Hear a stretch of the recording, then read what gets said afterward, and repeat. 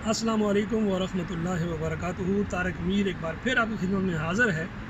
नाज़रीन, आज का हमारा जो टॉपिक है वो बड़ा दिलचस्प है पाकिस्तान की मौजूदा सियासी सूरत हाल के हवाला से। आप जानते हैं कि अभी हम काफ़ी दिनों से जो कुछ हम देख रहे हैं, यूँ लग रहा है कि जैसे कोई मूवी चल रही है जिसमें अचानक से कोई विलन आ जाता है, अचानक से कोई हीरो निकल आता है, अचानक से कोई एकदम जो है वो सस्पेंस क्रिएट कर दिया जाता है। या यूँ लग रहा है कि जैसे इंडिया का CID ड्रामा चल रहा है कि किसी भी लम्हे कुछ भी हो सकता है। या यूँ समझ लीजिए कि बराड़ा शरीफ के जो पीर साहब हक खतीब सरकार है, उनका ये दरबार आलीशान है, जहाँ पर चलते एक बेड पे लेटा हुआ इंसान फ़ौरन उठ के खड़ा हो जाता है, या एक ज़िंदा इंसान जो है उसके अंदर से यूँ कीलें निकल रही हैं जैसे कोई कीलें बनाने वाली फैक्ट्री है। तो नाज़रीन, यही सूरत हाल इस वक्त हमारी है। आप लोगों ने देखा एक बहुत बड़ा ड्रामा देखा पहले भी, अब उसके अगली आपने एपिसोड भी देखी कि पहले कमिश्नर रावलपिंडी ने कहा कि मैंने धांधली जानबूझकर करवाई और किसी के दबाव पर नहीं करवाई। फिर नाम लिया 2-3 बंदों का, चीफ जस्टिस का नाम लिया और दीगर जो है वो चीफ इलेक्शन कमिश्नर का नाम लिया और कहा कि मेरा ताल्लुक़ उस ख़ानदान से है जिसने पाकिस्तान के लिए बड़ी कुर्बानियाँ दी हैं, जिसने अंग्रेज़ों की ग़ुलामी कबूल नहीं की। अब तो हमें इसमें भी शक पड़ गया है कि उन्होंने कबूल की थी या नहीं की थी, लेकिन बहरहाल उन्होंने उस वक्त ये कहा, लोगों ने उनको बड़ा सराहा कि जनाब इन्होंने सच बोला। उन्होंने कहा कि मैं चाहता था कि मैं ख़ुदकुशी कर दूँ, लेकिन मैंने ख़ुदकुशी नहीं की, बल्कि मैंने तरजीह दी इस बात को कि बजाय इसके कि मैं ख़ुदकुशी करूँ, मैं कोई अच्छा करता हूँ ताकि मैं अपने आप को अल्लाह तबारक व तआला की बारगाह में सुरखरू कर सकूँ। और फिर से भी कहा कि मुझे फांसी लगा दें, वो सुल्तान रई की तरह डायलॉग भी मारे कि मुझे फांसी लगा दिया जाए, चौक में लटका दिया जाए। तो हम जैसे लोगों ने तो यकीन कर लिया जनाब कमिश्नर साहब है, तो कैसे इतनी बड़ी पोस्ट का बंदा कैसे जो है वो बोंगियाँ मार सकता है। उसके बाद फिर ये हुआ कि उनको गिरफ़्तार कर लिया गया। फिर बल्कि गिरफ़्तार करने से पहले दूसरी पार्टी ने, नून लीग के लोगों ने कहा ये तो मेंटली अपसेट है, इसके तो दिमागी काम नहीं करता। तो हमने कहा अच्छा, अगर दिमाग अपसेट है तो ये बंदा कैसे कमिश्नर रहा, कैसे इतने बड़े ओहदों पर रहा। खैर उसके बाद फिर वो जाता है जनाब जेल के अंदर, गिरफ़्तार कर लिया जाता है थाने के अंदर, और फिर पुलिस स्टेशन से जो बयान जारी होता है उसके बाद के जो उनके बयानात हैं उसमें यह आता है जी कि मैंने किसी बड़े ओहदे की लालच में रिटायरमेंट से पहले मैं कोई बड़ा ओहदा लेना चाहता था और मेरे साथ वादा किया PTI के एक बड़े लीडर ने। मैं सोच में पड़ गया, यार मुझे समझ ये नहीं आती कि दुनिया पूरी देख रही है, पूरी दुनिया को पता है कि हुकूमत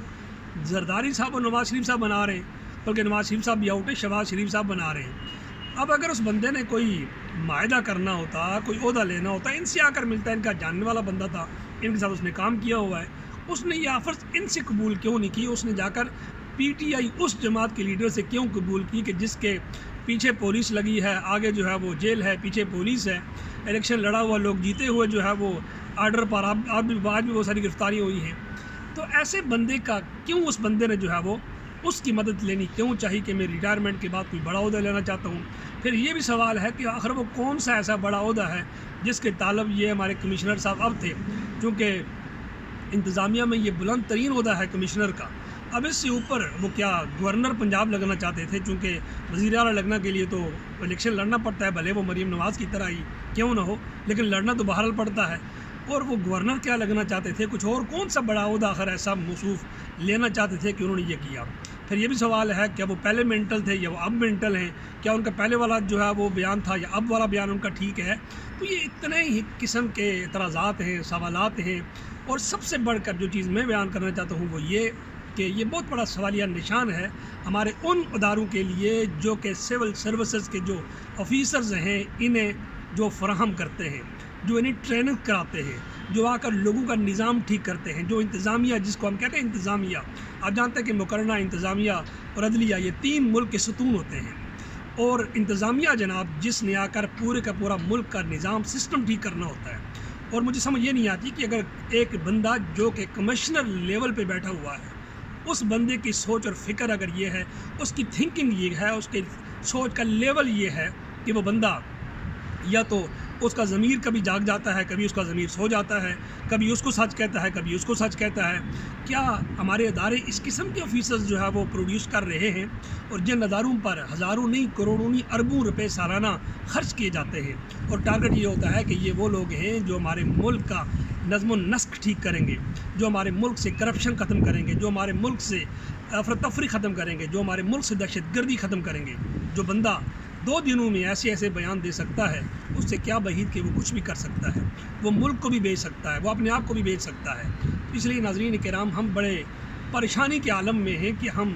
کس بندے کو ٹھیک کہیں، کس کو غلط کہیں، ہو کیا رہا ہے، کیا ہونے جا رہا ہے، پاکستان کے ساتھ کس قسم کا کھلواڑ کیا جا رہا ہے، اور کون سے وہ لوگ ہیں جو اس کھلواڑ کو کر رہے ہیں۔ اللہ تبارک و تعالیٰ ہمارے حال پر رحم کرے، اللہ تعالیٰ ہمارے اس ملک کی پر کرم فرمائے، اور یہ سارے فراڈیے جو چاہے انتظامیہ کی شکل میں ہیں، عدلیہ کی شکل میں ہیں، سیاستدانوں کی شکل میں ہیں، جرنیلوں کی شکل میں سے یا کسی بھی اور شکل میں ہیں، اللہ تعالیٰ ان سب سے نجات عطا فرمائے اس ملک کو، اور اس ملک کو ترقی کی راہ پر گامزن کریں، تاکہ وہ لوگ جو دنیا کے چپے چپے پر خوار ہو رہے ہیں وہ لوگ اپنے ملک میں جا کر رہیں۔ تو اس لیے پھر ہم یہی کہیں گے کہ آج سوال پیدا ہوتے ہیں کہ وہ بندہ پہلے پاگل تھا یا بعد میں پاگل ہوا یا اب پاگل ہے۔ ایک چیز اور بھی میرے ذہن میں سوال ہی اٹھ رہا ہے، کیا ایک بندہ حالت پاور میں ایک بیان دیتا ہے، جب وہ کمشنر ہے، وہ اس نے ابھی تک استعفیٰ نہیں دیا، ابھی تک وہ کمشنر کی سیٹ پر ہے، تمام کی تمام پولیس اس کے تابع ہے، اس کے ماتحت ہے، اس وقت وہ بندہ یہ بیان دیتا ہے کہ جی کرپشن ہوئی ہے، لوگوں نے دھاندلی کی ہے، اس کے بعد وہ گرفتار کر لیا جاتا ہے، پھر وہ بیان کرتا ہے کہ نہیں وہ سب میں نے کسی اور لالچ میں کیا۔ اب یہ اہل خرد پہ ہے کہ وہ سوچیں کہ وہ کون سا بیان اس کا ٹھیک ہے، کون سا بیان اس کا غلط ہے، کون سا بیان اس نے لالچ میں دیا، کون سا بیان اس نے خوف میں دیا، اور کون سا بیان اس نے محب الوطنی میں دیا، اور کون سا بیان اس نے وطن کی عزت کو پامال کرتے ہوئے دیا۔ میں تو یہی کہوں گا کہ اگر اس شخص نے پہلی دفعہ جھوٹ بولا یا دوسری دفعہ جھوٹ بولا، دونوں صورتوں میں اس شخص کو پھانسی پہ لٹکایا جائے، اور اس کے ساتھ جتنے بھی لوگوں کو بھی لٹکایا جائے، کیونکہ ان لوگوں نے ملک کا حلیہ بگاڑ کے رکھ دیا ہے، پوری دنیا کے اندر پاکستان کو برباد کر کے رکھ دیا ہے۔ اللہ تعالیٰ سے دعا ہے کہ اللہ تعالیٰ ہمارے حال پر رحم کرے۔